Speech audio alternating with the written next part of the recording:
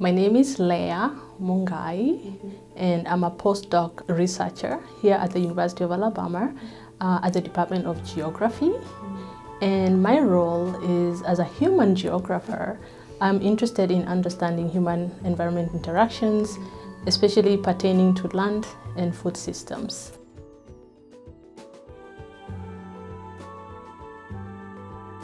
So I think for me, CONSERVE's central mission is what really drew me, and especially having a talk with Mr. Federal regarding what they're trying to do. As you see, I talk about land and food systems.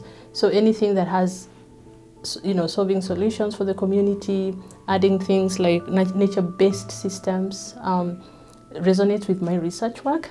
And also, I work with farmers mostly and farming communities, and I feel that the communities we are looking at also are in these environments where they are concerned about restoration of land, lost crops or foods, indigenous knowledge, and so that's central to my work.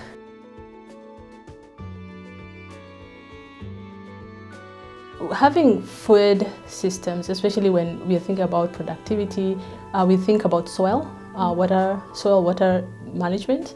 We're also thinking about farmer practices or local knowledge that farmers or communities use to grow their food. And also, as a geographer, of course, I look at biophysical environment, external things that actually affect food production. So when I think about that, in the current situation where we have the global climate change and also change in landscape, a lot of land being changed or converted from one source to another, or even infrastructure, changing of planning and all that. I feel like the communities that we are looking at are the ones who are at the end of this sort of changes. And if we don't really look at what their interests are, what they are interested in doing, that is sort of a detrimental thing, especially for the society as a whole.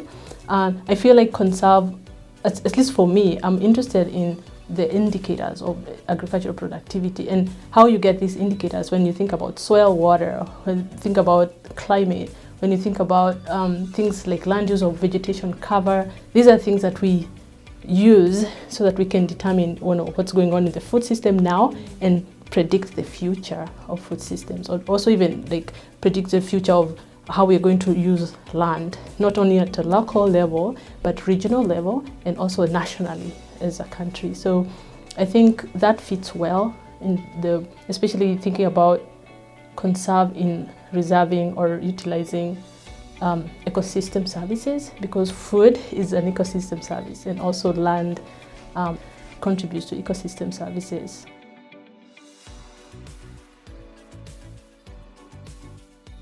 CONSERVE to me means, it's really interesting, it's an acronym, but the word even conserve, we are trying to sort of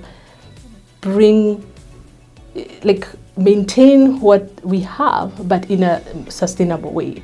But I relate to the worldview or the paradigm of CONSERVE, which is more community focused, but also using innovation. As scientists, we care about innovations, but we don't want to use innovation at the detriment of the humankind. We want to make sure that we are actually using solutions which are society-based, very local context, and also how we can partner with the society together, moving forward. So for me, CONSERVE definitely resonates in terms of my worldview of working with the humanity and also science for society.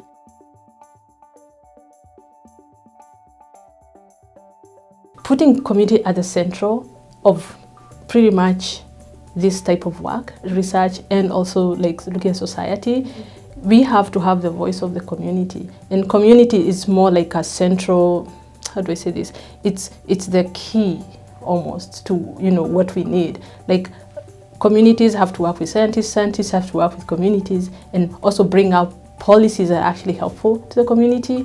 I do know in CONSERVE we are focusing on marginalized, underrepresented communities, which I think that is more key because those voices have pretty much been overlooked mostly.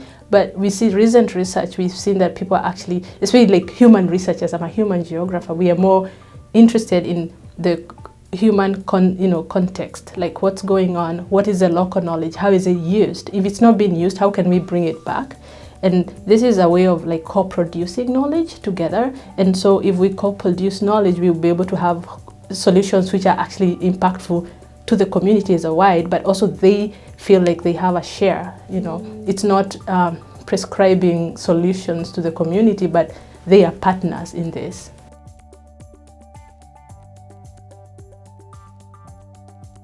Thinking about especially action research, where we have communities being involved in the research, these are their environments. And so these are environments where they themselves actually they do the decision making.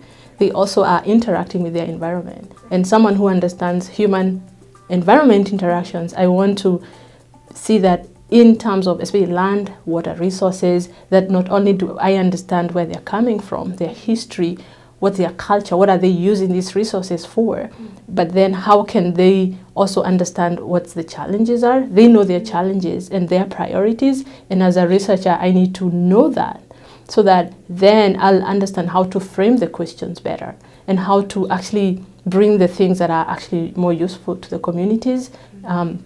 I didn't mention this idea of prescribing solutions, but in this case now it's coming from a bottom-up sort of approach instead of a top-down approach. So I feel like, especially for water resources, land resources are actually becoming a scarce resource as the years go by, but also it's a global issue. It's not just a very local issue. It's also being driven by whatever is going on globally. And so I feel like having communities tell us how they're using their water, but also how they're using their land resources and how we can help them improve using these resources, I think it's key. And also having policies that are also community focused, not very economic focused, because like just thinking about the economics of everything is really a more sustainable way of giving the society some solutions.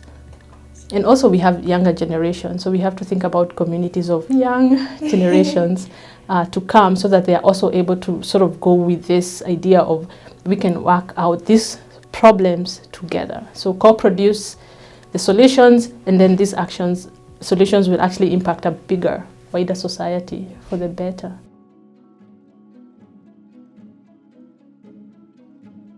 I use a lot of remote sensing. First of all, I actually use local knowledge. So from a local, because I look at things from a sort of a multi-scale, local, regional, national level, I collect local information. I want to know what's going on in the local information. If it's farming, what's the practices, what are the systems, what are the challenges? And then I use bigger data sets, like remote sensing data sets, to just glean what we call like develop indicators. Like if we want to know land degradation, what are the indicators of land degradation from a bigger sort of landscape level, like from a city to like a county, what are we looking at? And also because my focus is very on marginalized communities, I'm able to use these spatial tools to just map out all the places that I need, not look at everything, but actually just my focus. My focus is mostly small communities, small farming communities, food deserts, any places where they have all these types of vulnerabilities. I'm able to sort of map this out and then use geospatial tools to sort of add other factors and see how, we can solve, answer our questions, and also we can predict. I do some modeling as well, both sort of I add all these bigger data sets like climate data sets and other variables to see what the future holds in terms of like productivity, in terms of land use management. And with modeling, it's good because we can actually put scenarios. Like we can say, okay, if we go through a business as usual scenario, this is what we expect 10 years, 20 years from now. And versus if we use very specific sort of things to change, like let's say management, or if you build roads here, what is the future? What do we see if you don't, if you don't build roads here, but instead you maybe repatriate land or restore land? How do we look at that in the future? So modeling for me is also a bigger part of that. So mostly geospatial tools.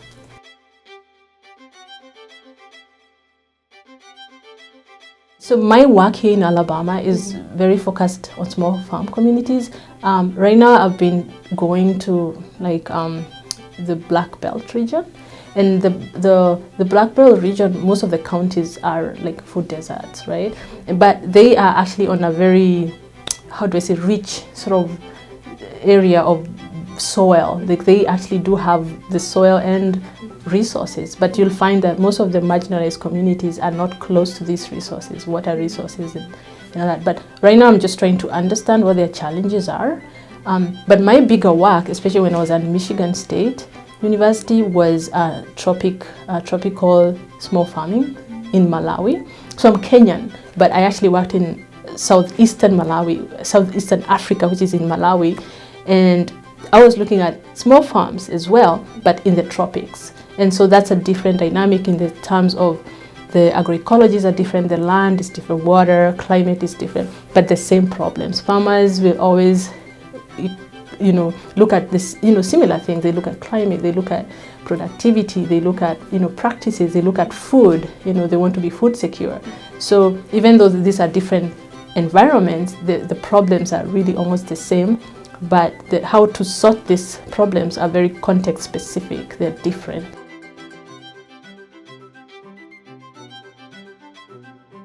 Having community as the central, it's really, it's again, it goes to this idea of co-production of knowledge, making communities visible and actually having to address their needs first and their priorities.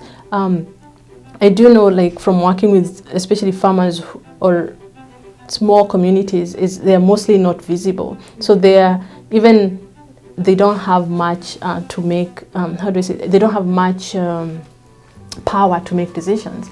But if CONSERVE, which I think the vision is to have communities tell us what they're doing and what they need, then have this idea of co-development, I think it's actually important, because not only do we incorporate in our scientific materials the local knowledge, which is mostly lacking, but also it empowers the communities. It gives power to communities to see they're actually making their own solutions. And also it gives them what I call, it gives them a sense of ownership of the problem, because sometimes the problem could be a society problem, but nobody wants to own it. But when we are together and we're actually moving in step together, then it's a co-owned problem. So mostly communities and researchers are actually likely to have solutions that are actually realistic. They actually make change and sense to the society, not just in a one way off, maybe scientists gaining out of communities.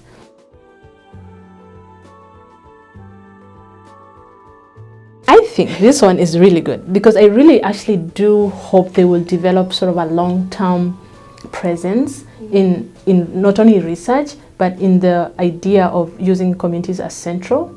And it's this idea of like having a framework that actually puts communities first and science, and then and then we get the outputs, the outcomes that we want, really in the end are for the community. And so if we have communities driving the science as well as scientists, then I feel like we are actually going to move forward and solve some of the world problems, which are not beyond solving. But if we don't have communities and we are not understanding what's going on in the communities, then we are sort of losing out on one way.